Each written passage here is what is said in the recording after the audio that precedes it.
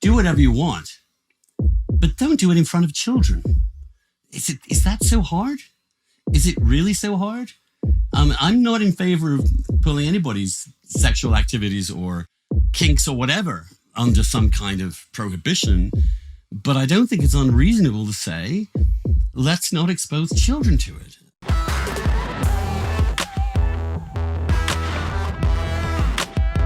Hello and welcome to TRIGGERnometry. I'm Francis Foster. I'm Konstantin Kisin. And this is a show for you if you want honest conversations with fascinating people. Our brilliant guest today, who we've been after for a long time, and we're delighted to have him on the show, is an American journalist, Andrew Sullivan. Welcome to TRIGGERnometry.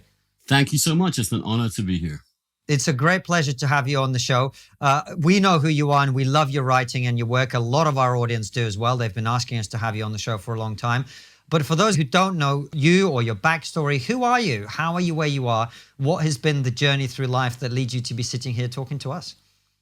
It's a wild and woolly story, really. I grew up in East Grinstead in Sussex. I know it well. You do? Yes. I live close to there. I play basketball there. Yeah. Oh, really? How wonderful. Yeah. Oh, well, And I used to go to school in Red Hill for a bit. You did? Well, I went to Reigate Grammar. I went to St Bede's. Well, there you go. It's just it's a small... Right, let's end the interview. We can just exchange locations. So I grew up there. I went to Reigate Grammar. I was sat next to Keir Starmer for 5 years, and we notoriously fought each other every day on the 428 bus. He was a lefty communist. I was a young Thatcherite, and we went at it. That's another part of my story. Then I got a scholarship to go to Oxford, studied history, got a scholarship to go to Harvard, did political philosophy there, and then I got an internship at the New Republic magazine, which at that time was kind of like The Spectator in London, or fusion of The Spectator and New Statesman, which was an incredible opportunity for me to understand America. I fell in love with the place. I went back and forth, did my PhD. Then, surprise, surprise, at 26, they made me the editor of the New Republic, which I did for 5 more years, which was an exhilarating, if crazy, experience. 2000, I started my blog, Daily Dish.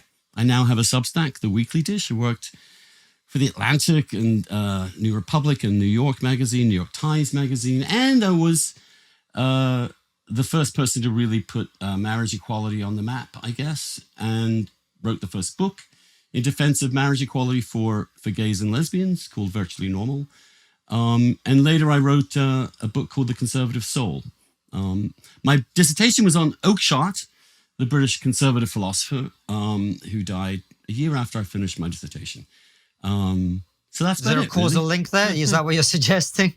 Yes, one last look at my dissertation, he thought it was all over. Why would he bother? It was actually the only second dissertation ever written about him. And he actually invited me at the end of it to talk to him in his cottage in Dorset, which was really a wonderful, wonderful day to meet your idol, to meet the person you've been reading for a year and a half. And he didn't disappoint.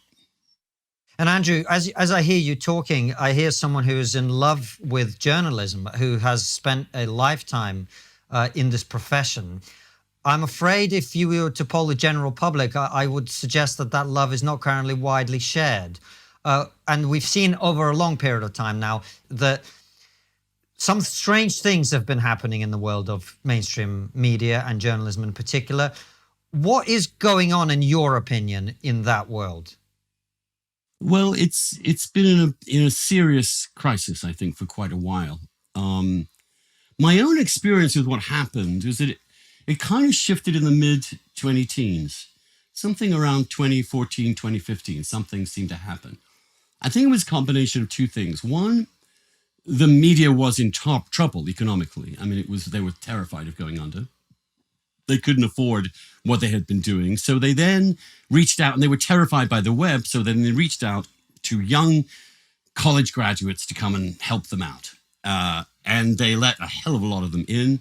And they were all freshly indoctrinated in various elements of critical theory and had the habits of elite college campuses. And they swiftly began to turn newsrooms into the equivalent of these nightmarish college campuses, which have a kind of reign of terror, of fear of wrongthink, fear of contrary ideas, a belief that speech itself, writing itself, words somehow are harmful, that they are the equivalent of sticks and stones.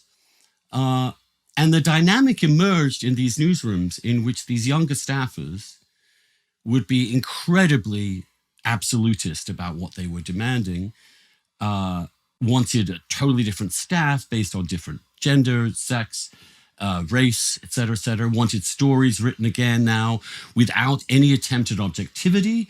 The goal was to change the world through the methods of critical theory, and the desperate, aging, allegedly liberal editors caved.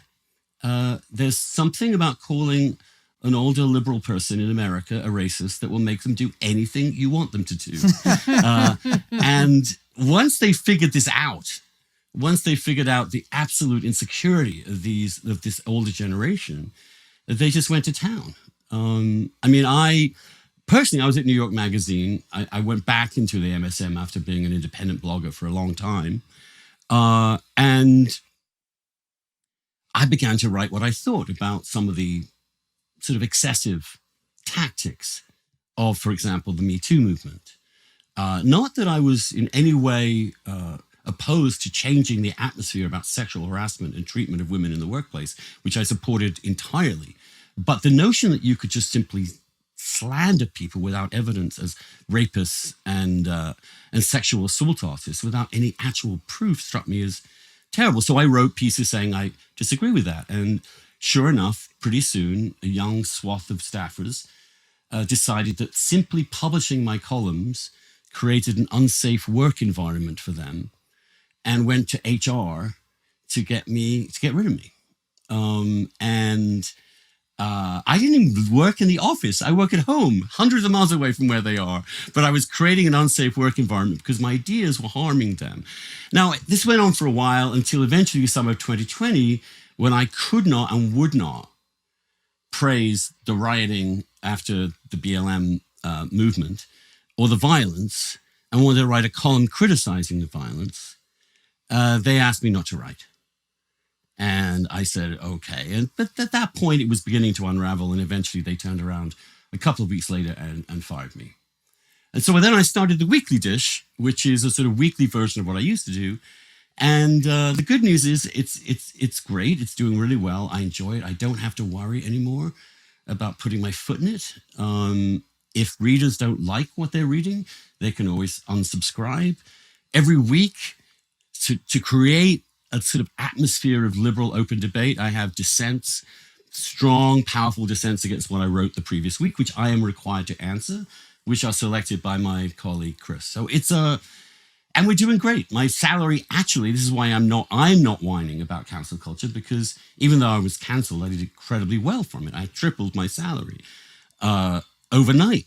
But you see this dynamic in the newsrooms. You see an urge for what they call moral clarity, which means abandoning any pretense of presenting both sides. You have a younger generation using journalism as a form of social justice activism, not actual relaying of news or a diversity of opinion. Now, I happen to think at this point, things may be beginning to shift back. And I think we've seen some signs this week of that actually happening.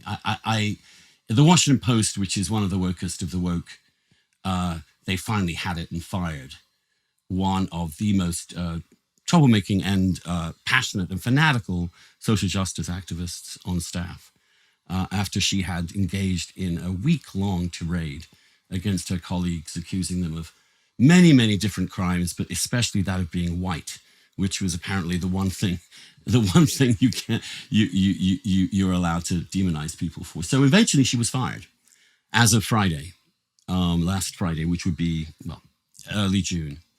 And I sense a little bit of a vibe shift.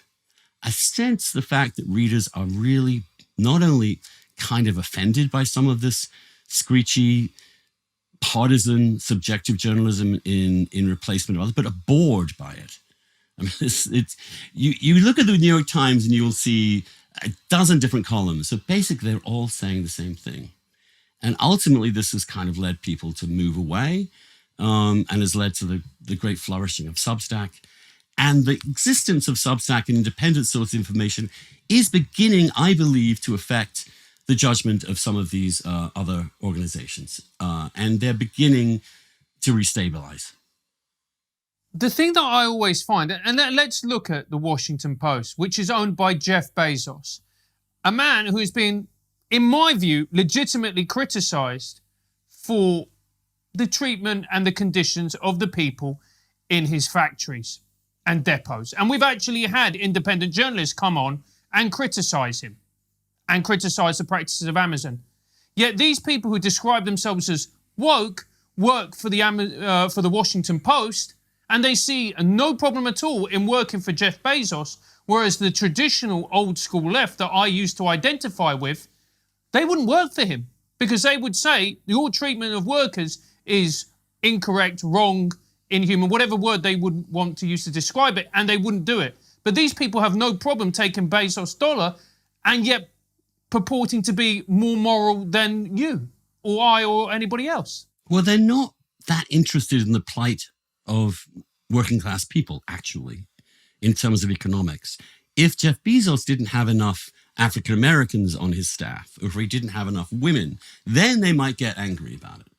But that's the real twist of this. And of course, Jeff Bezos, by going woke in this way, of course, I'm not entirely sure how fully aware he is of what's going on in his media properties. But if this is the dynamic, isn't it, of woke capitalism, is that you distract people with this identity politics in order to justify and defend your own exploitative, sometimes incredibly almost Victorian work policies. But now you're a good person because you're politically correct and you are woke and you have more African Americans on your staff and you run stories that are full of references to white supremacy and the rest of it. So it's a kind of laundering, as it were, of a certain kind of economic inequality, of a protest against that in favor of this identity politics. And that's a struggle that the left is going to have to figure out for itself. There's a beginning of it. You know, the Marxists over here, the best critique of the 1619 Project was done by the old school Marxists. And increasingly, even though I'm a conservative, I kind of like those people because they're talking about something real. They're talking about economics. They're talking about inequality. They're talking about how do you protect workers of any race. And I think there's a sense that there's been a complete distraction from that. And that's beginning to be why, when you look at the polling in America and you look at the election results of the last few years, you are seeing a really quite interesting shift towards the Republicans from minority groups. Because the best example of luxury white woke beliefs hurting African Americans, for example, is the defund the police movement and the decision to demonize the cops in America. The people who have suffered from that, who have suffered from the drawback of policing, are Black, Latino, often immigrant communities that are facing crime every day on their own streets, crime that has soared in the last 2 years, while white wealthy liberals in their gated estates tell them it's good for them, that we need to overhaul our white supremacist system. They are dying because of that. The kids are being shot.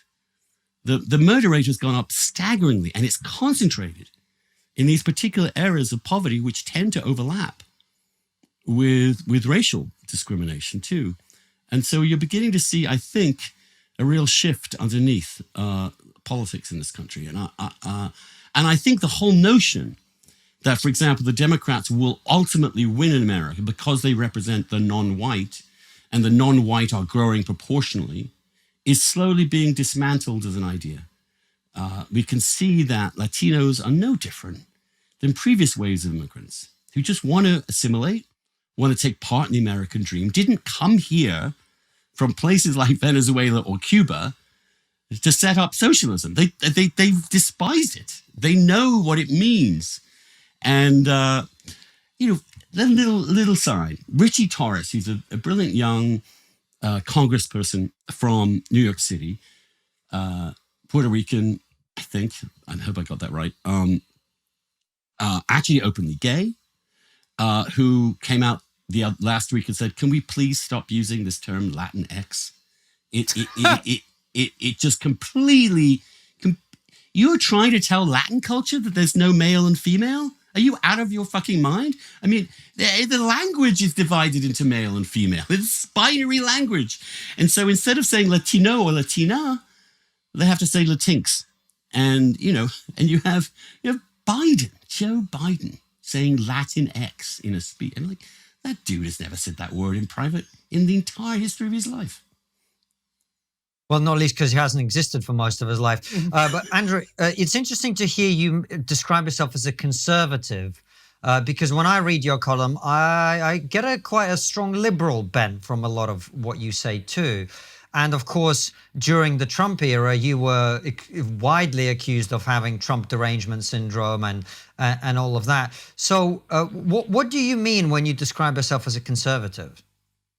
Someone who believes in avoiding drastic ideological change, someone who believes in the organic development of society, someone who believes in the defense of institutions, of the rule of law, of tradition, generally speaking.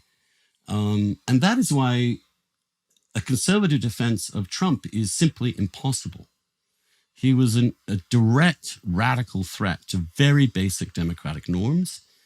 We now know this person tried to foment essentially preventing a peaceful transfer of power, uniquely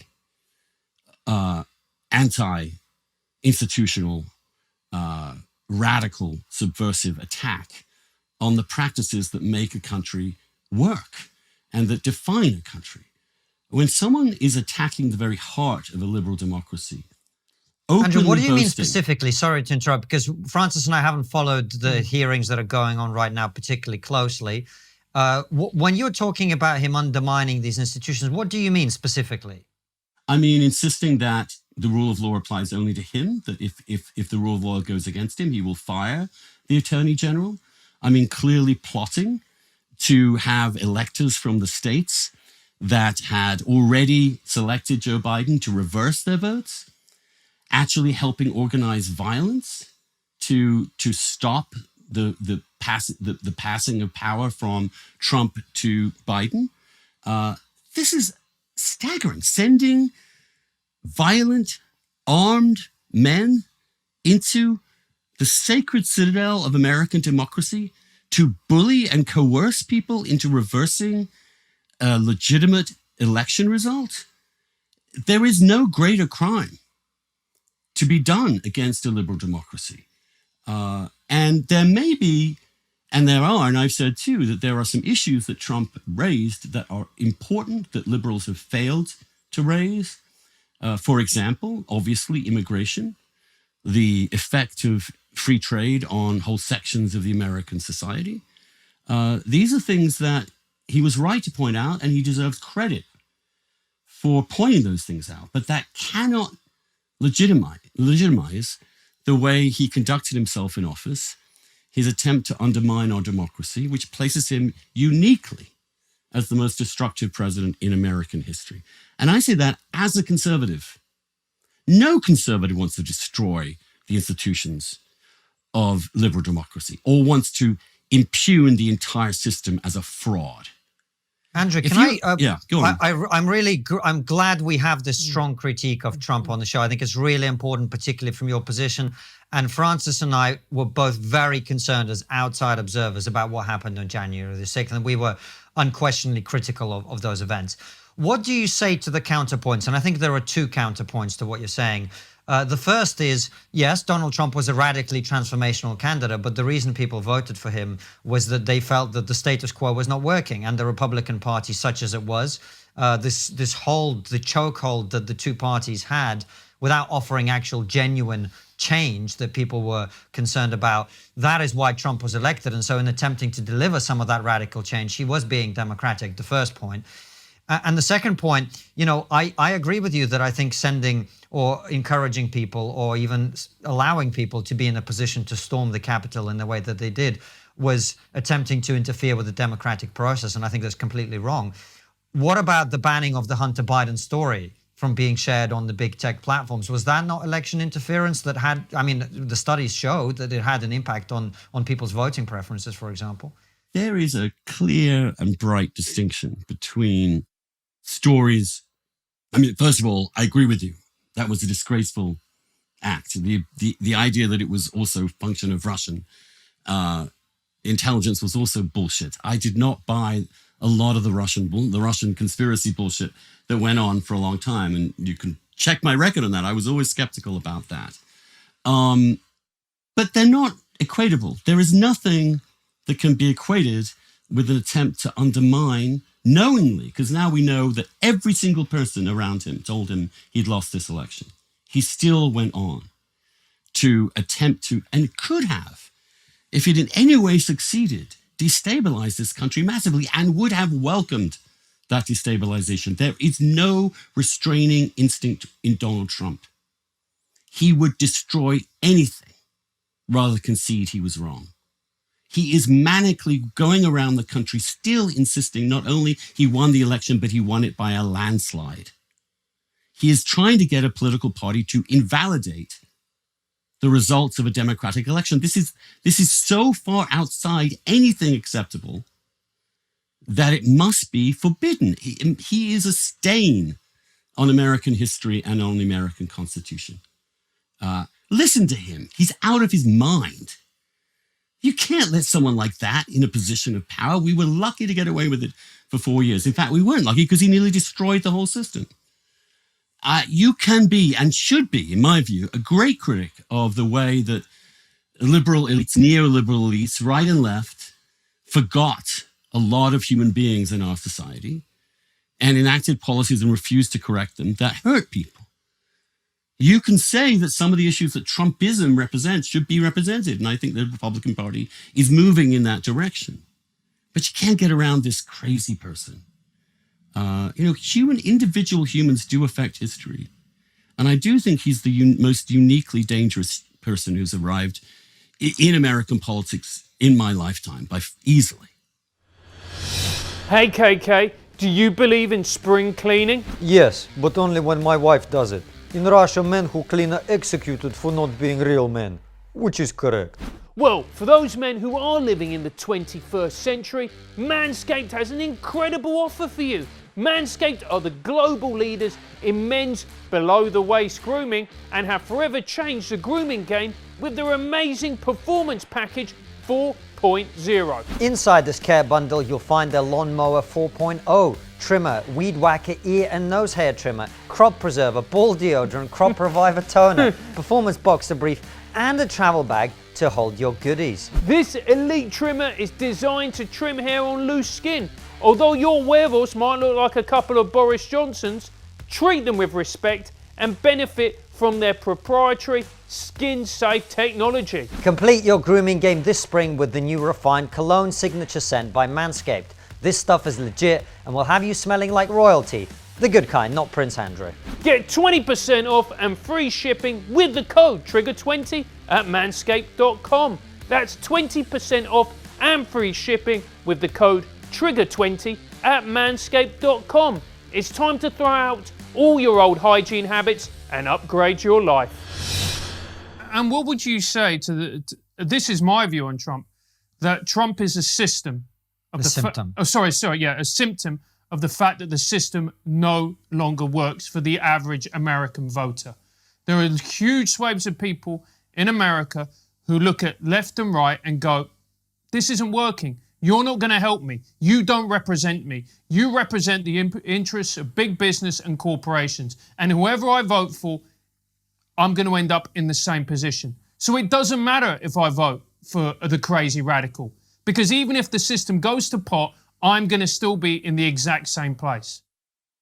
Yes, except you'll notice that Biden, for example, has largely adopted most of the trade policies that Trump pursued. Biden has pulled out of Afghanistan, something that Trump promised but never did. There are continuities here because policy issues have shifted. And you'll see Republicans themselves actually prepared to engage in some minimal redistribution some controls on trade, and it has made a difference.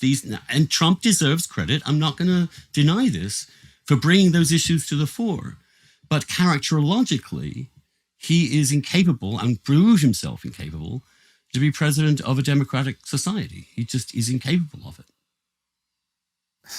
You don't.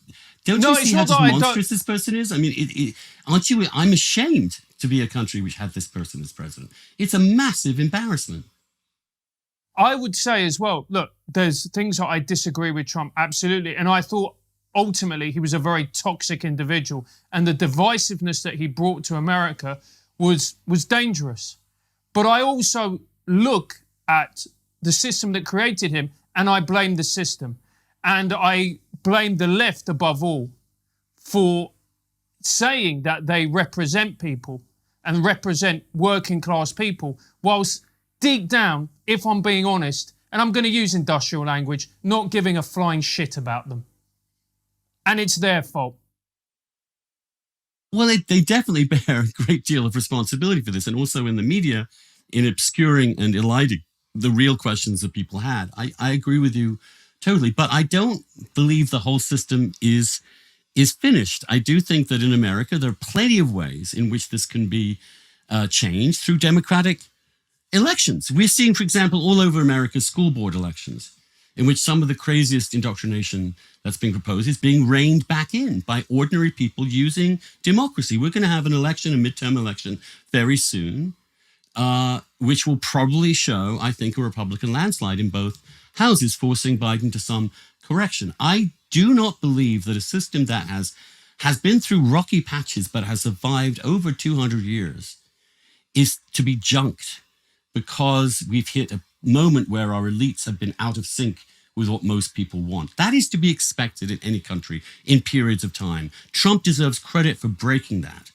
But now we have to move forward with our system, find a Republican who could represent them and not be insane and hostile to our very democratic system, and a Democrat who can possibly be what Biden said he was going to be, which is take the country back to the center. And I think the center in America is there still. It's quiet, but the party that can occupy it first is going to win big.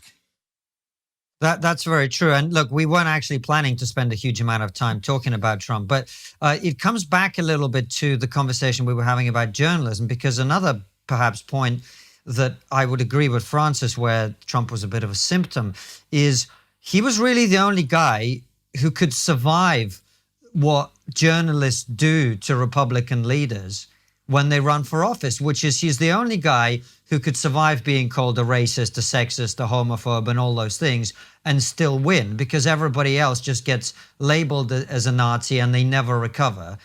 And that was, again, one of the points that I thought was accurate about Trump is I thought he was a very toxic personality, and you could see it. You know, we were actually sitting in, just a quick anecdote, we were sitting around at the studio on our YouTube.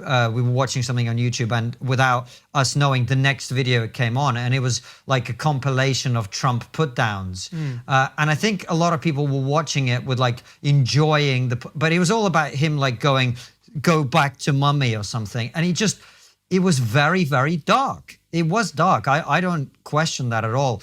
I just wonder whether a more moderate person was able to break through the chokehold that the liberal mainstream media have on like deciding whether you're an evil bigot or not. Well, it all depends whether people buy that description. And over the long time, unfortunately, Trump in some ways was not innocent of some of the things he was charged with. Whereas if you look at someone like Glenn Youngkin, the Republican governor of Virginia, who won an election, no, he wasn't. You could call him these things, but he didn't give them ammunition. In fact, there's evidence that what Trump did in so many ways was give credence to the left. Look, they're a bunch of racists. Look, he hates immigrants. Look, he says all these things. The fight against wokeness was, in my view, crippled by the fact that he was against it, because he seemed to legitimate every single left-wing idea of what a right-wing person was. If you can have more moderate conservatives come forward and say, for example, yes, I'll give you one simple example. Transgender people exist. They deserve absolute civil rights. They already have them, actually, under Bostock. We need to respect transgender people, but we shouldn't, at the same time, forget that there are biological differences. And in some areas, a few, that makes a difference, like sports. And we should be extremely careful in having children make lifelong decisions about whether they're a boy or a girl before they've even hit puberty. And now you are more credible, I believe, if you can make those nuanced distinctions, defend trans rights, but engage some of the difficult questions that they bring up, than if you just become this person who says that all these trans people are just mentally ill, making shit up. There's nothing there. It's bullshit. And I think that the nuanced message has more traction in the country at large, because I actually don't think most people hate trans people. The whole concept of hate is ridiculous. They're comfortable, but they can come to terms with it. And generally speaking, they support the rights of trans people. They have issues with their kids being taught at the age of 3 that they can choose to be a boy or a girl or both or neither or something else entirely, like an alien. This is insane. And it's being pushed back, and it should be pushed back. And a lot of us within the gay community, I won't use that term LGBTQIA++, because it's bullshit. It is. Sometimes people call me an LGBTQ person. Yeah, why do you say that? Why is it bullshit? Because first of all, no one can be an LGBTQ person, literally. I mean, you can't be a lesbian and a gay and a trans and a queer whatever. Secondly, there is no community as such.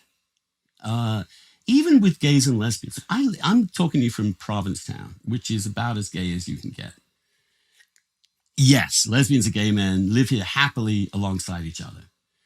But the way that oil and water can be mixed up together, they have completely different ways of life, very different subcultures, huge different problems, because one of them are almost all men, with the effect of being a man quadrupled, which means you try getting a long-standing monogamous relationship. I mean, straight men can't manage it. When you have other men in the relationship, good luck. Similarly, there are no big STD outbreaks among lesbians. We're not worried about them getting monkeypox right now because they have a completely different way of life. And transgender people are a completely different set altogether. The transgender experience could not be more different than the gay experience. One simple illustration of this. When you're a little gay boy, you're growing up, it seems to me one of the most important things you need to do is to own the fact that you are a boy, you are a man, and you can love other men. That's crucial. If you're a trans kid, the important thing is disowning that you're a man or a boy. And if you give the same message to gay boys and trans boys, you're actually engaging in some horrible kind of conversion therapy for gay kids. The last thing you want to say to a gay boy, for example, is, maybe you're a girl. When you hear it that way, doesn't it affect you? Does it make you feel... I mean, I will never forget at Christmas, I was at my grandparents', and my younger brother, I was 8, he was kind of 4. He was bashing a truck around, and I was reading a book. And my grandmother looked at the 2 boys and looked at my mother, and she said, well, pointing to my brother, well, at least now you have a real boy. And that is roughly what some of these trans activists are effectively telling young gay boys. It's what some people are calling trans away the gay. Yeah. Yes. And it's so true, because when I was a teacher, and towards the end of my stint as a teacher, the last time I taught in a school was 2020, and I'd been teaching at this point for about 12 years. And kids now started to identify as, trans or gender fluid, etc. And I remember I taught one boy, and I got informed that he's seeing himself as trans. And I started teaching him, and I go, oh, no, you're not. You're just gay, and you're just having to come to terms with it. That's what it was. Which is why Francis is never taught in the school again. Yeah, exactly. That was no. Genuinely. But it's very worrying. It's incredibly worrying because children are vulnerable. They just are. That's why there's safeguardings in place. That's why we protect them. But especially a child who is becoming aware of their own sexuality, which is incredibly difficult and painful for everybody. Adolescence is awful for everyone, and yet now we've got this extra thing on top. Yeah, it's bewildering for kids, I think. And they've also been told they can call themselves basically anything. You can invent a million different genders for yourself.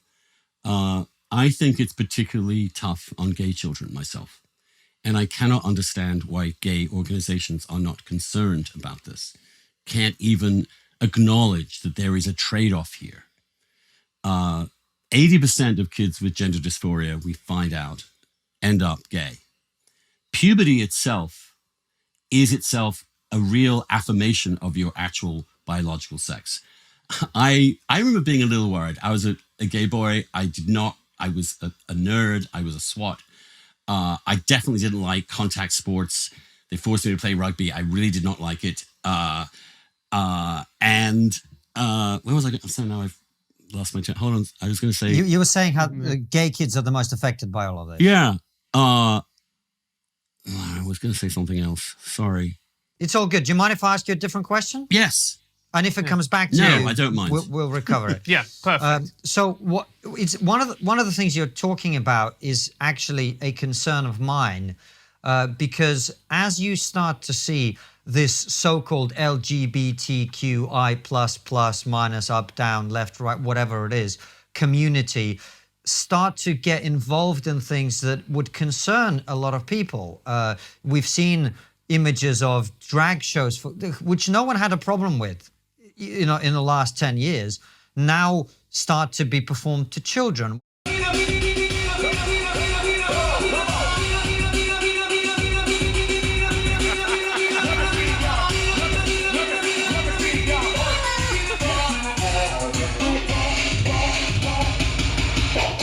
Feeling like a woman.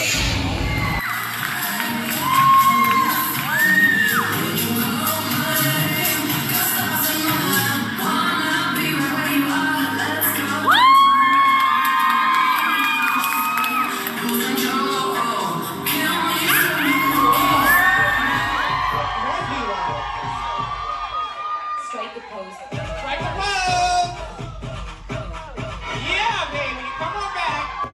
We had a show here in the UK called the Family Sex Show, which involved full frontal nudity targeted at children from the age of 5 upwards, and other components of that nature within that. And one of the things you're starting to see now, I think, from some of the research I've shown, is acceptance for sexual minorities going down, including among young people.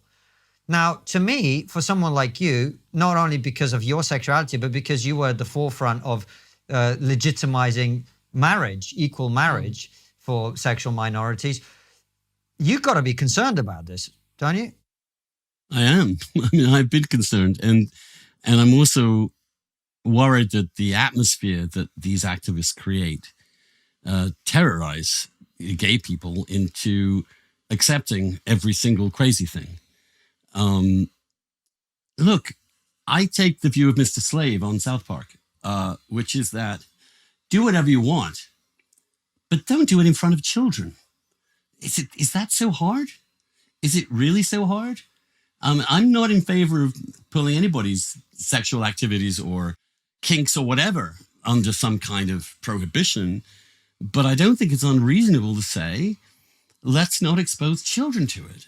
And to be honest with you, the vast majority of gay people feel the same way. We do. I feel like we're being grotesquely misrepresented by LGBTQIA++ organizations who are essentially at this point incapable of doing anything but react tribally to any criticisms of any aspect of the culture of minority sexualities, although I wouldn't call transgender a sexuality. But It's not. yeah, I mean, I know lots of drag queens. I'm surrounded by them here. It's like they're like carpenter ants.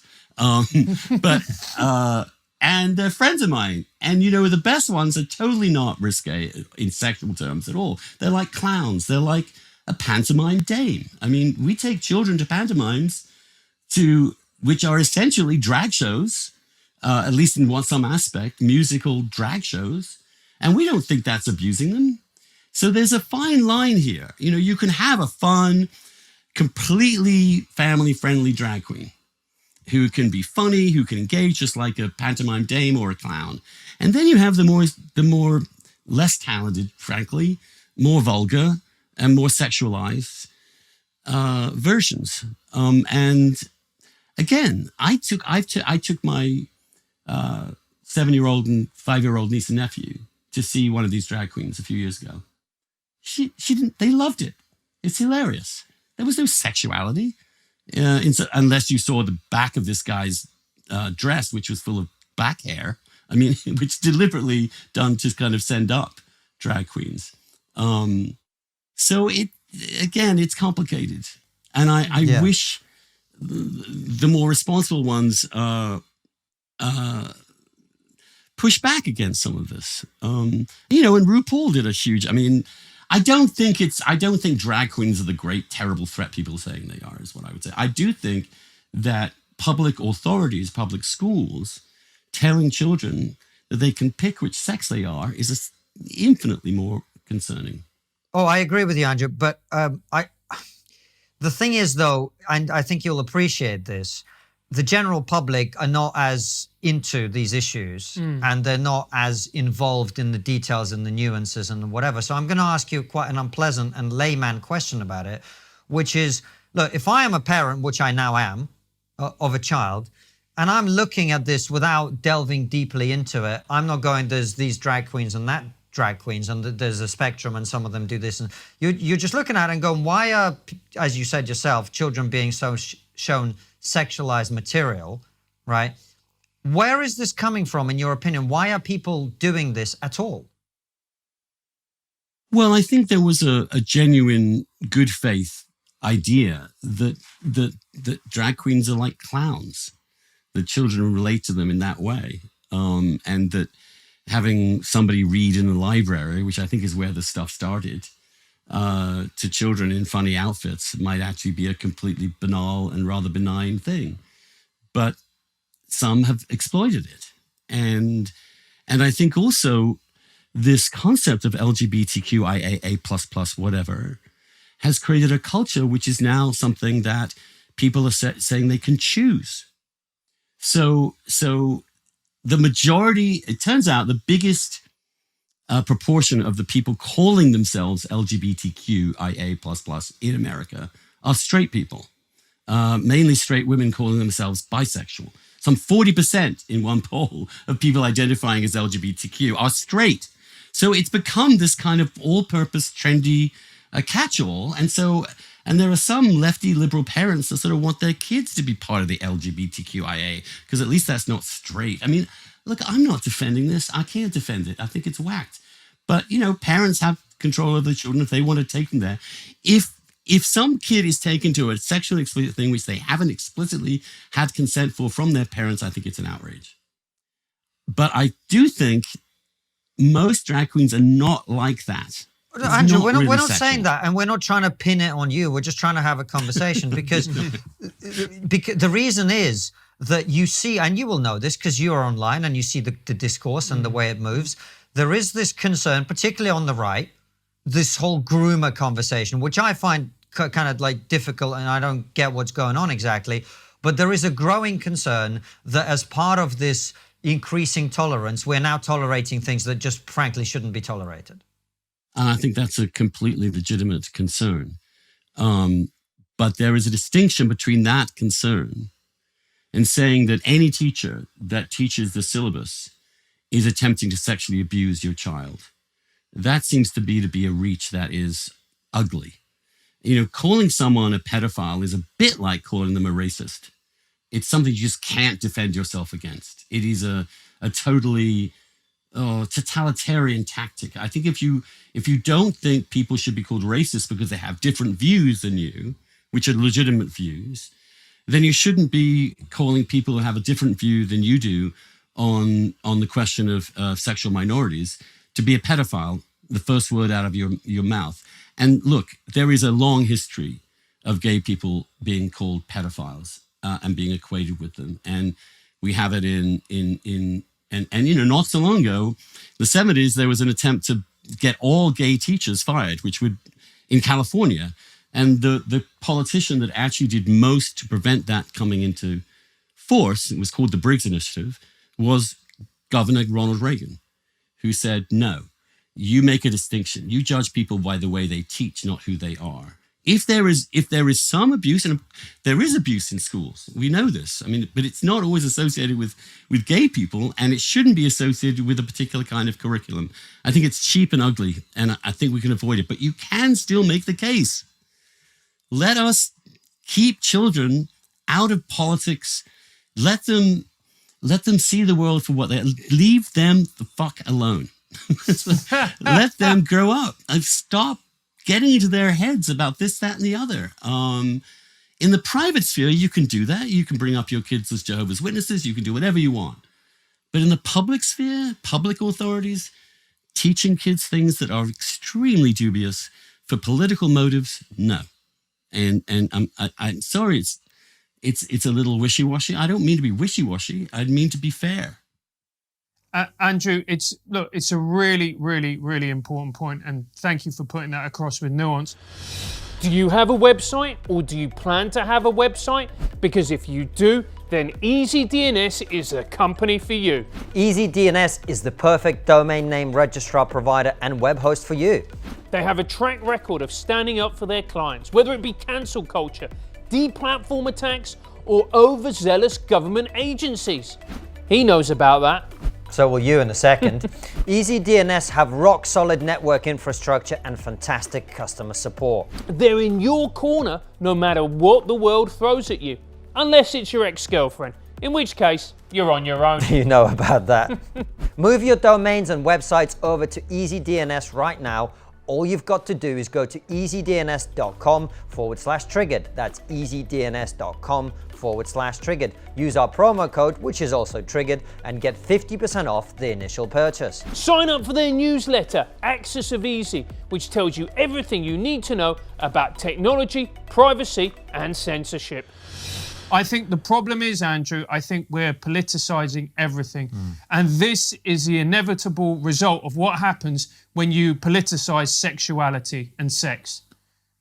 Yeah, I mean, at some point, when gay people had very few civil rights and were subject to a great deal of persecution, yes, you have to be political to get to Agreed. equality. But the point of that politics was to let go of politics afterwards, was to get on with our lives. Once you have formal civil equality, I think you should let the world evolve in its own way without trying to coerce it, indoctrinate it, move it in any which way. That's why I consider myself a conservative. And if people understand what I mean by that, I do have a book called The Conservative Soul, which is available.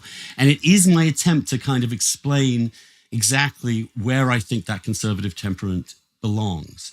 And it is present in conservatives in Britain and America, but currently it's in eclipse to more radical and revolutionary movements, I think. And the problem is as well, when you politicize, you create, like we've touched on before, this idea of community. The gay community thinks this. No, they don't. Gay men have a variety of different political opinions, left, right, centre, and so they should. They're individuals. You can't just put them under this umbrella. This is part of my problem with the left. It is. The left told me, you can't exist. How can you be a homosexual and believe in God? How can you be a homosexual and adopt a conservative politics? You know, the thing about gays, especially, is that we are born randomly across every country. So we're going to have lots of gays in red states and blue states. There's many gays being born in Oklahoma as there are in New York State per capita. So, of course, you're going to have the most diverse political community. A third of gays voted for Trump. Many of the most important homosexuals in American history have been on the right. Of course, this is as someone rather crudely put it to me, what makes you hard has nothing to do with what your politics are. It's a completely involuntary thing, whereas your politics have to be constructed. So, of course, if it irritates you to hear the LGBT community is offended by this, then imagine what it does to people like me. We're absolutely fucking livid. Of course we're not offended. We're not offended by Dave Chappelle. We love Dave Chappelle. If you look at the people fighting back against some of this crap, Glenn Greenwald, Barry Weiss, all these people, disproportionately gay people, are fighting back against this because, and this is part of what the gay tradition is, we were never the censors. We were never the scolds. We were never telling people what to do with their lives. Our message for so long was, do what you want to do. Just leave us alone. Let us do what we want to do on some equal footing under the law. That's all. The idea that it's turned into this puritanical, censoring, scolding, humorless movement is so depressing, and it so violates our traditions, violates our ultimate culture, which is one of celebration of variety, of the treasure of the eccentric, the support of the outsider, the love of art that can subvert and change. And I tell you, it's still here.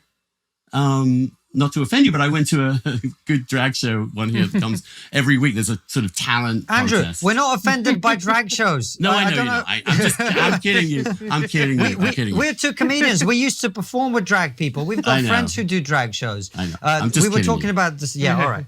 I was just winding you up. I'm not homophobic, all right? No, of course you're not. He's Russian. It's not his fault. It's his identity. It's my culture.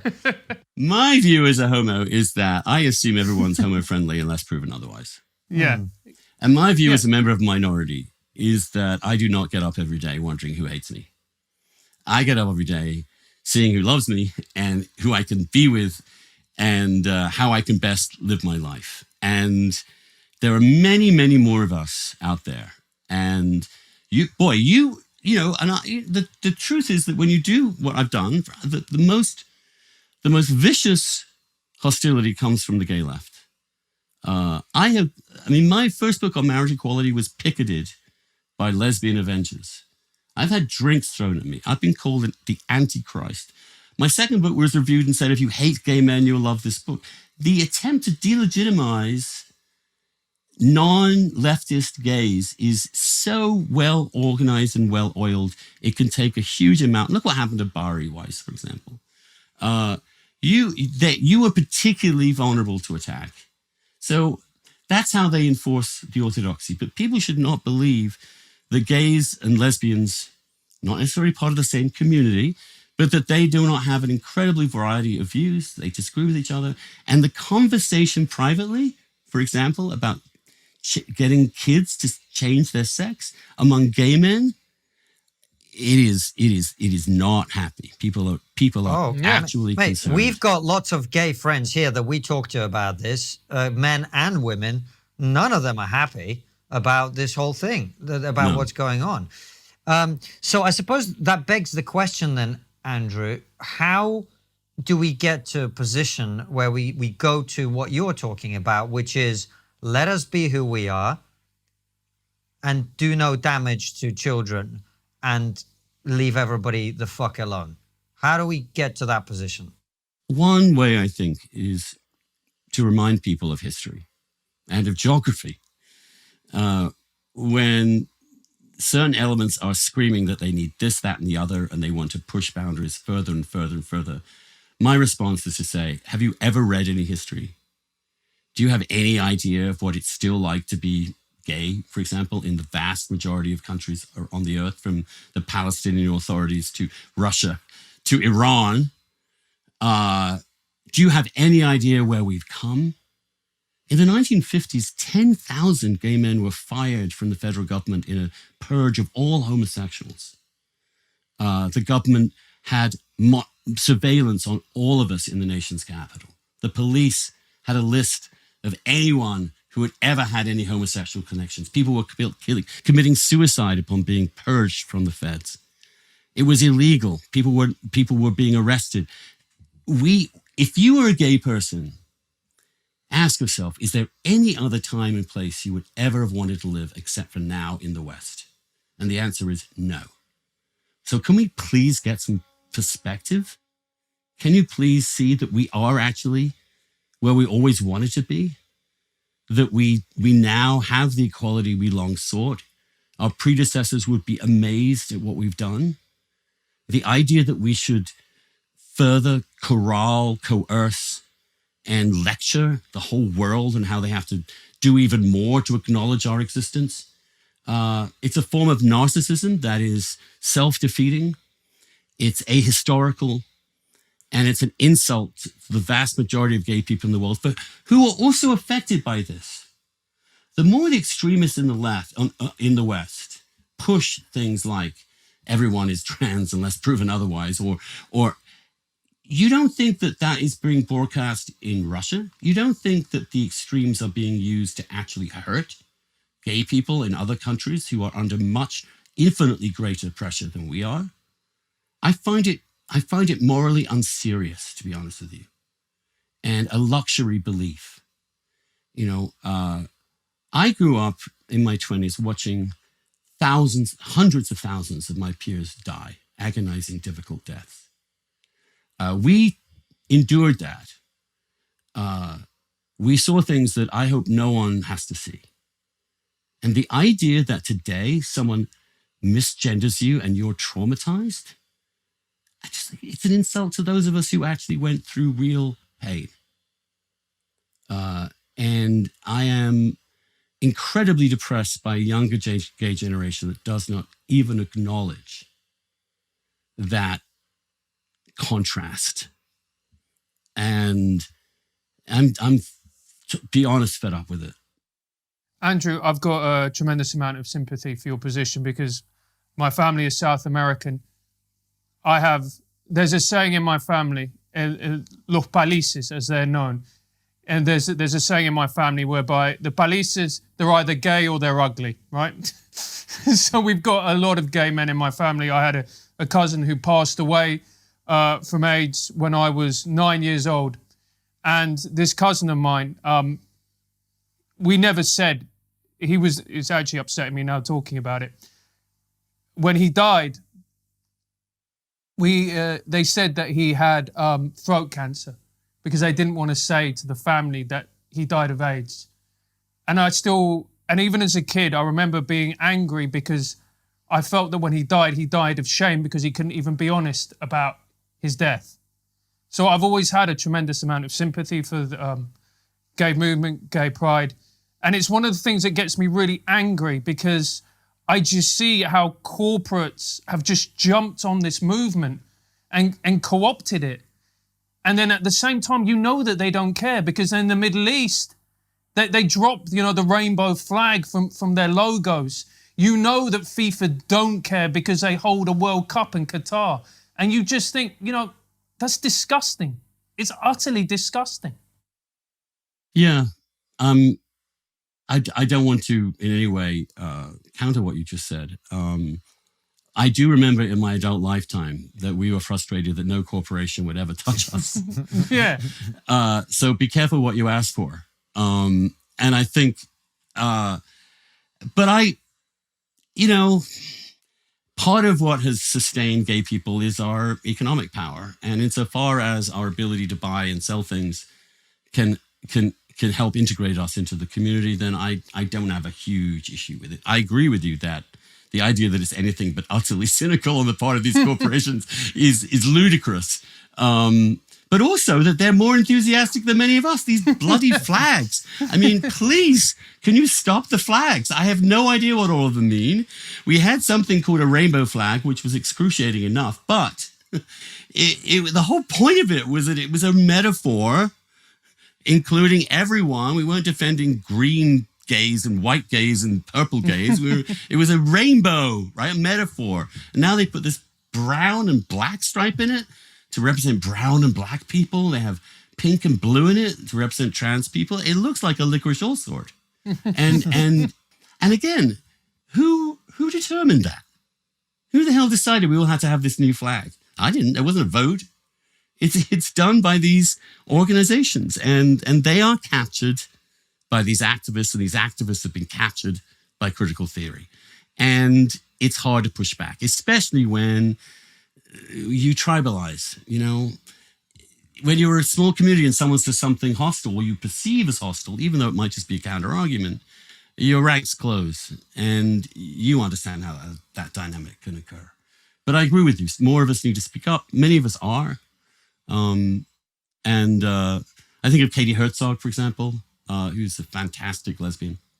So I'm not totally gloomy, because I think we're going to take our identity back. I don't want to take a movement back. As far as I'm concerned, the movement is done. We won our core rights. Our job now is to ask ourselves, what lives do we want to live? How do we as gay people contribute to our society? How can we recognize the great people that were gay in the past? These things, positive, constructive, contributive things, not this constant yelling at people who've already said yes. It's as if these people cannot take yes for an answer.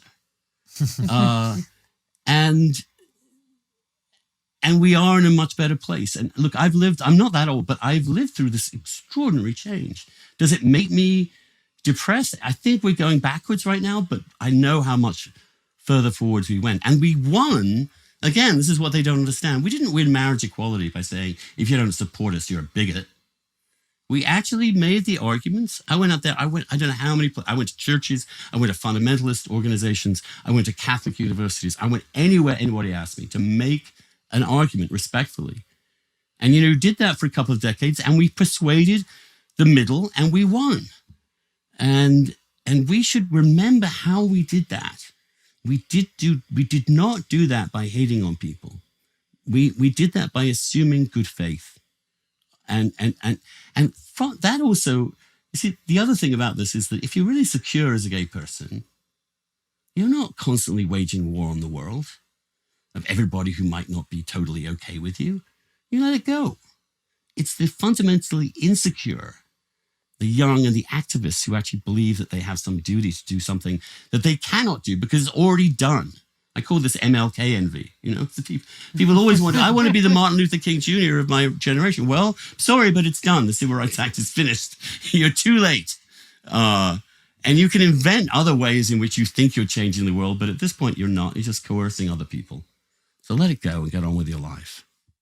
What a beautiful message, Andrew. I'm so glad we had you on the show to talk about this aspect of things, because it's not a position you hear very often. And I just think that is such a powerful way of looking at the world, not only in terms of the political issues that we talk about, but actually at the individual level. And it doesn't apply just to gay people. It applies to all of us. Like, you know, the book I've just written called An Immigrant's Love Letter to the West, this is a point I'm trying to make to people. It's like, this is the best place ever to be alive. And all we spend our time doing is complaining about how terrible everything is. It's mind-boggling. So I'm glad we've had you on.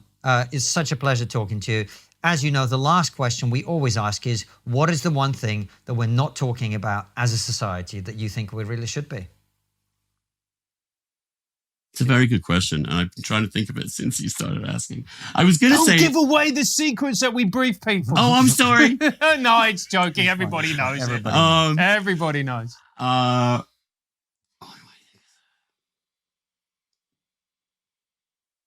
I mean, I was immediately thinking I don't want to be too gay because we've been too gay late. anyway. Too late. Too late, Too mate. late, all right. It's going to have a rainbow flag on the cover of the thumbnail. Yeah. This is something that people will not talk about, that there is a methamphetamine epidemic among gay men that is killing large numbers of gay men.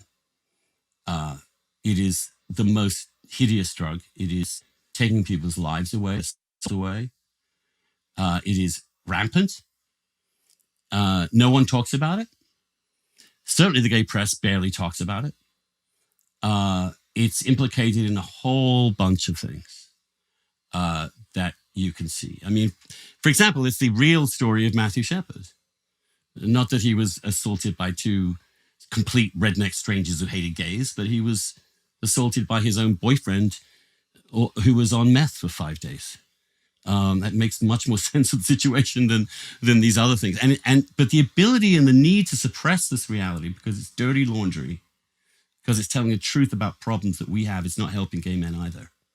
And I really would like to see this treated with the seriousness it deserves. Andrew, why is it happening? I've not heard about this at all. I don't know if you have, Franz. You have. Yeah. Well, maybe you're more informed than I am. But why is it happening? Why is it specifically in the gay community? It's a good question because there are other communities, for example. In America, it's very much a sort of working class, white, rural epidemic as well.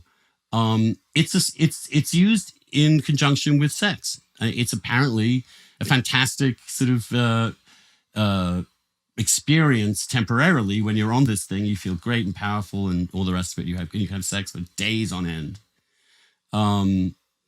And people talk about that experience as super wonderful, and they can't go back to having sex without it. I've just seen it destroy people, friends, and it goes on. Everyone acknowledges it privately. It reminds me of the early days of AIDS, in which people refused to actually acknowledge because they were scared that the facts of the matter would alienate people from gay people. Well, we are alienating ourselves. We are committing suicide in a way as a community, and you can barely see a word written about it. And I think, again, it's partly the media's attempt, well meant, but cowardly, not to air dirty laundry about minorities, when in fact that dirty laundry needs to be aired in order to help minorities, in order to have minorities help themselves. So, for example, denying that in America, that the terrible toll of violence on Black people is something that is a function of white supremacy, when it is clearly a function of criminals killing them, is an important thing to remember.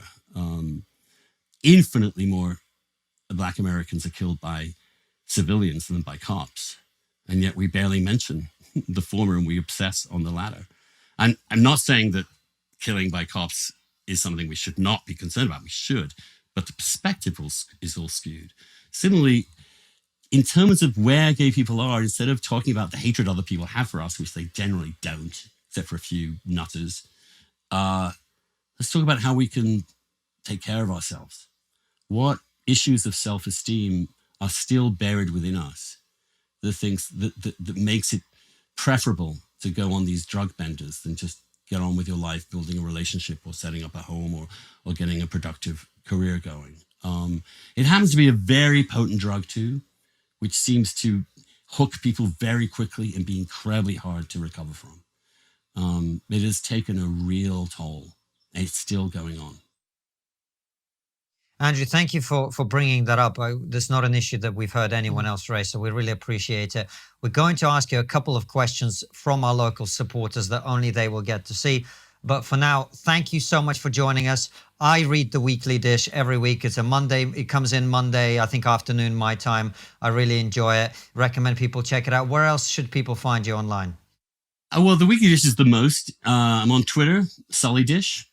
I have a book, a collection of my essays of the last 30 years, which came out in the US last year, called Out on a Limb, which traces my writing for the last 30 years, from the first arguments for marriage equality through my arguments against trans extremism. So but also Obama, the entire political world. I don't want people to think that I'm just a gay journalist. I do write about this topic, but primarily I'm really in the thick of American political, cultural, and religious discussion. So,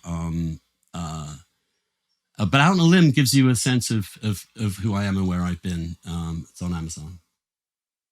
Andrew, thank you so much for coming on the show. It's been an absolute pleasure.